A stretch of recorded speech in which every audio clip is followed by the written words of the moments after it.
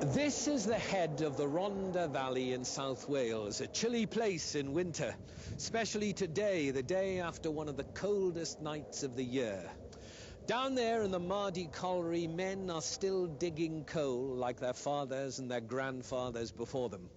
Do you know that in the bad old days, the miners were not allowed much coal themselves, and the old and the sick huddled in unheated houses? Of course, today we have coal and electricity and oil, and above all gas, natural gas from the North Sea and from Morecambe Bay, a great source of heat. And yet, there are still people who are cold in their own homes. The elderly, the single, children whose parents cannot afford to keep them warm. And the purpose of this program is to discover what can be done to bring them in from the cold.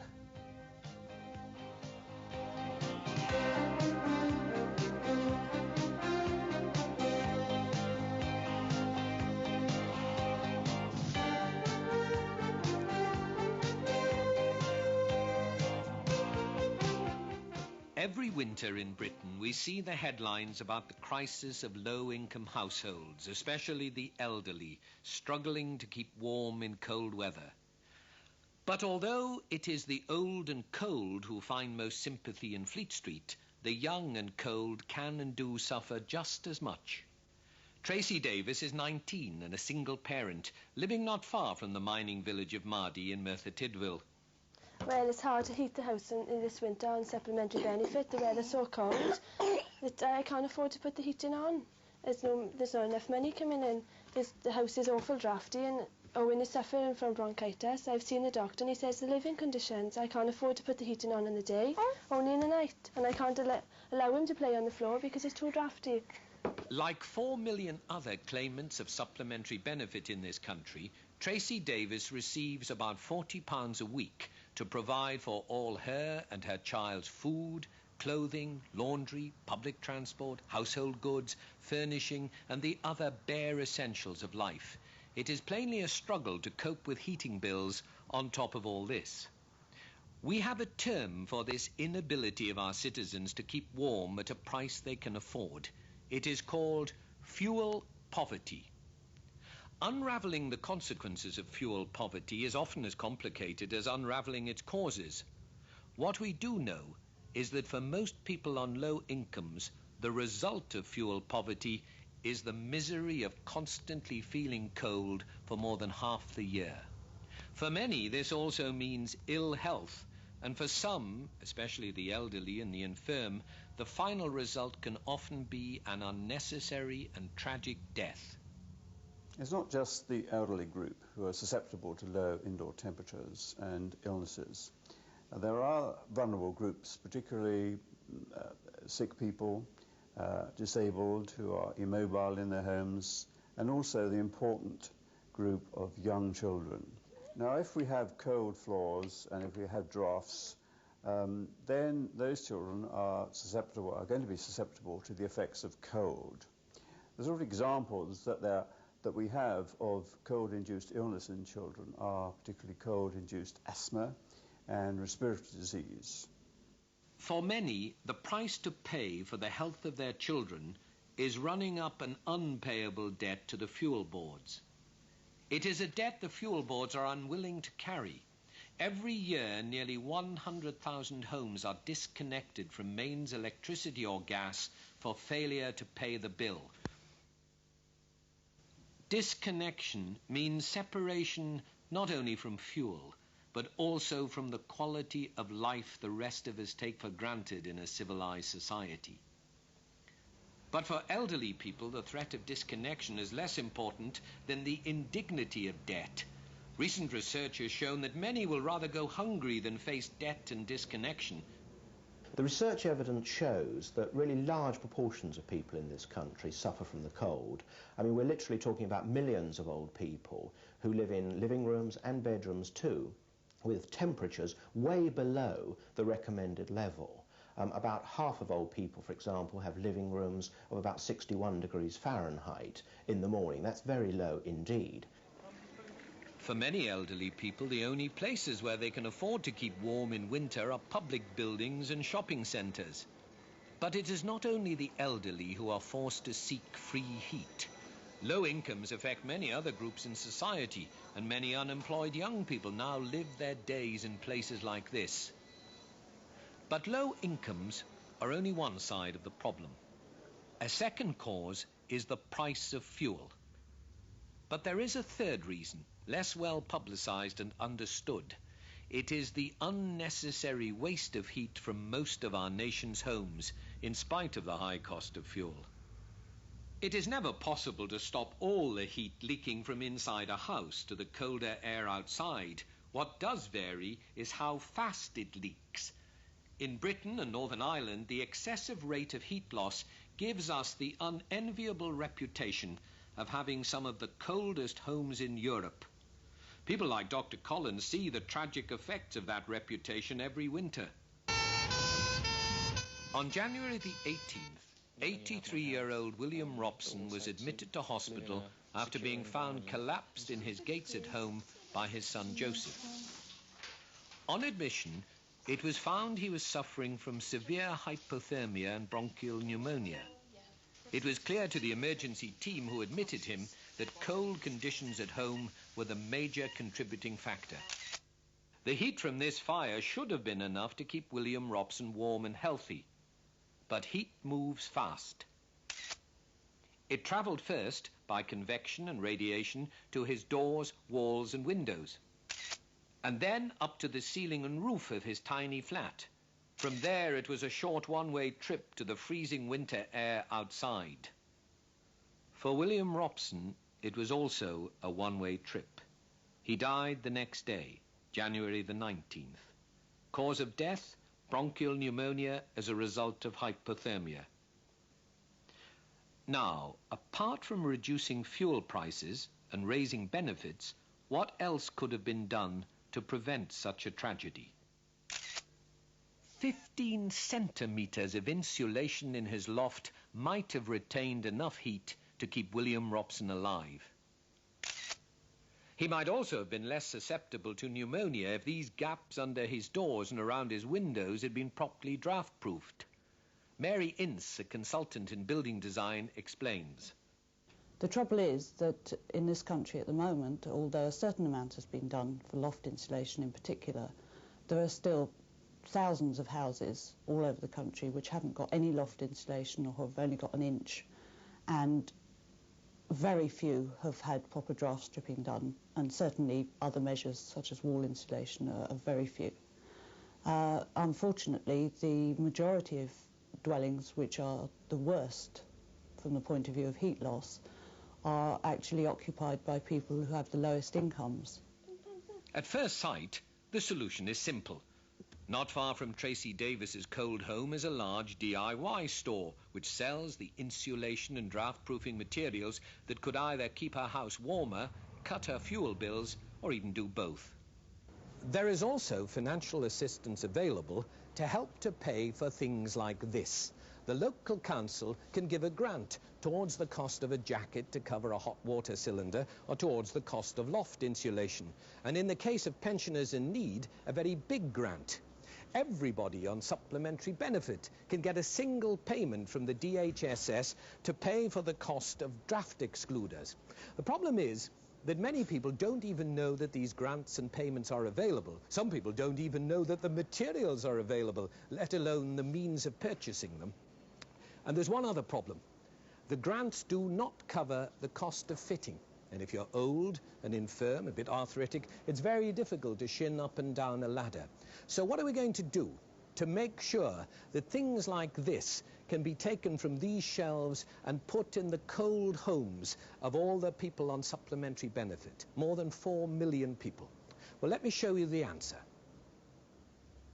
First, we need a trained surveyor to visit the homes of those people who most need insulation and to find out exactly what is needed to make the house warmer. Next, we need a team of skilled workers to install the draft-proofing and loft insulation in a professional way, yet free of charge. And to make sure it's well done, we'd better have a supervisor as well. We could also do with some energy advisors to provide continuing advice on how to use fuel more wisely. They can help sort out any problems there might be with the fuel boards. And there have to be people to take on the administrative work of the other workers. In short, what we need is something called a Neighbourhood Energy Project. Merthyr Tydfil has such a community project, and its manager is David Evans. In order to reach the entire population of the Merthyr Borough, we carry out periodic exercises whereby we leaflet from door to door advertising the benefits that the unit can offer to the low-income families. In addition to this, we place leaflets and posters within the libraries, post offices, DHSS offices, and anywhere where the elderly assemble. When we receive an inquiry as a result of our posters, we send our survey assistants to the householder to verify their eligibility for the services of our unit.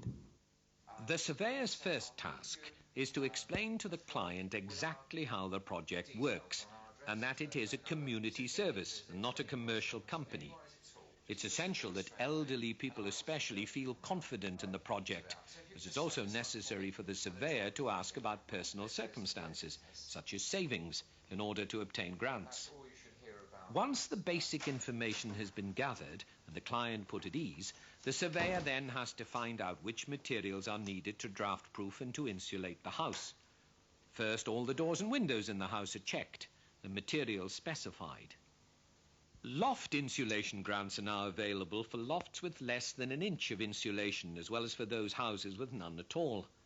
So it is also the surveyor's job to check inside the loft. Once the exact quantities are known, an application can be made by the project to the DHSS and the local council for financial assistance. This too is done by the project surveyor in order to save the client as much form filling and fuss and red tape as possible. As soon as the grants have been authorised, the installation work can begin. The Merthyr Tydfil Energy Conservation Unit makes a policy of only using the best quality materials. It also trains its workers to a high standard to ensure the draft-proofing is installed to last. Particular care is also taken to ensure that the house is not over-draft-proofed and that enough ventilation is left for the safe operation of gas heaters and other open fires. Because the demand upon the unit within Merthyr was so great, we decided to expand within the rest of the Mid Glamorgan and have established two identical units, one in the Rhymney Valley and one in the Tarfili area. Together, these have created a total of 75 jobs in an area of high unemployment, which in itself is a good thing. 300 miles away, Consett in County Durham is another area of high unemployment. Here, the battle against cold, ill health, and the misery they cause has intensified since the closure of the steelworks, which was once the town's major employer. But some of those made redundant have followed Merthyr Tydfil's example and taken up the fight against fuel poverty. With the help of Department of Energy and Manpower Services Commission funding, members of the unemployed branch of the Iron and Steel Trades Confederation established their own Neighbourhood Energy Project. One of the first to benefit from their free insulation and draft-proofing service was Norman Davison, who moved with his wife into a small flat after being made redundant from the steelworks.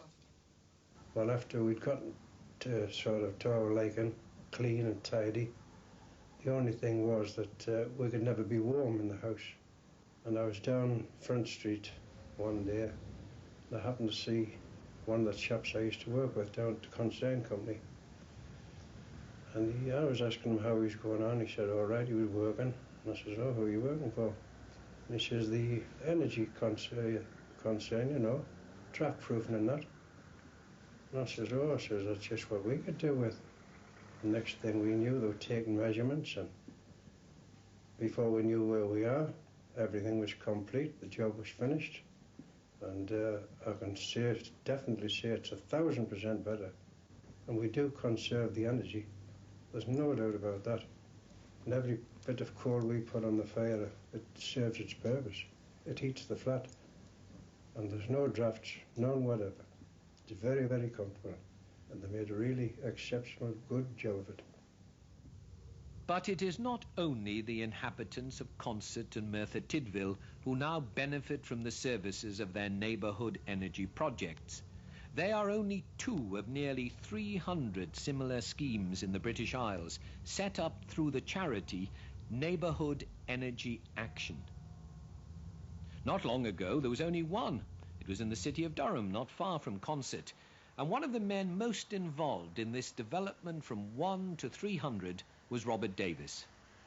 That Durham project was pioneered by David Green and Friends of the Earth in 1975. It proved two things. One, that you can achieve results to create jobs and keep people warm through grassroots action. And secondly, it is possible to form a partnership between voluntary groups, local authorities, trades unions, business interests and the rest.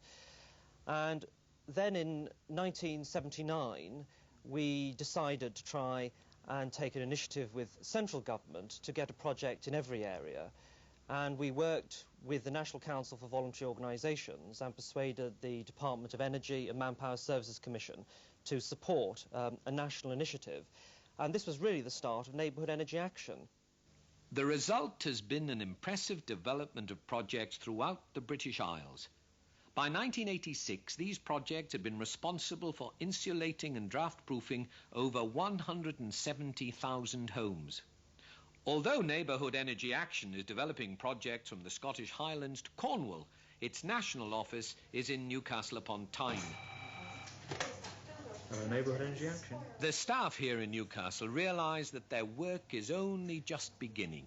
In spite of the intensive development programme of the past few years, there are many areas without any form of help for those in need every winter. And the problem is getting worse. Malcolm Wicks again. The problem's a graver one than it was 10 years ago when we first became interested in the problem of fuel poverty. Rising unemployment, lower wages affecting more people, a growing number of one-parent families because of divorce, means that we now have a number of vulnerable groups. Poverty is a greater problem in this country than 10 years ago, and therefore those suffering from the cold and from fuel poverty questions has increased. Action is required on a very comprehensive basis. We've had the rhetoric, we've sometimes had the sympathy. We now need practical policies about housing, about bringing insulation to those most at risk, about social security and benefits. We need a wide-scale attack. We need a Cold War in this country on this terrible problem of fuel poverty. Robert Davis thinks Neighbourhood Energy Action has a key role to play in this Cold War. But the real challenge that now faces Neighbourhood Energy Action is to make sure that every town and every district has the opportunity of this kind of project. And what's really needed is a campaign to unearth the enthusiasm, the enterprise from local communities in that effort to create jobs and keep homes warm. And this really is where Neighbourhood Energy Action comes in, because they've got the professional skills to work with local communities to actually make that idea a reality. And, of course, we know it works. The skill and the knowledge and the experience of a Neighbourhood Energy Action group is not by itself enough. You must also have the determination of the community. And here in the Welsh Valleys, the communities are determined that the elderly and the lowly paid should not be cold in winter. They know that it's not enough to say you'll be warm tomorrow. You want to be warm today. Although the coal here may run out, they also know that this is a nation which is rich in fuel, in coal and oil and gas. And they also know that industry and commerce now are taking great care in conserving fuel. But most of all, they know that what matters is that people should be kept warm. And that is the purpose of a Neighbourhood Energy Action group and all the community, to make sure that nobody, however old, however disadvantaged, should ever freeze again. It's a challenge to us all, and one that we have to accept.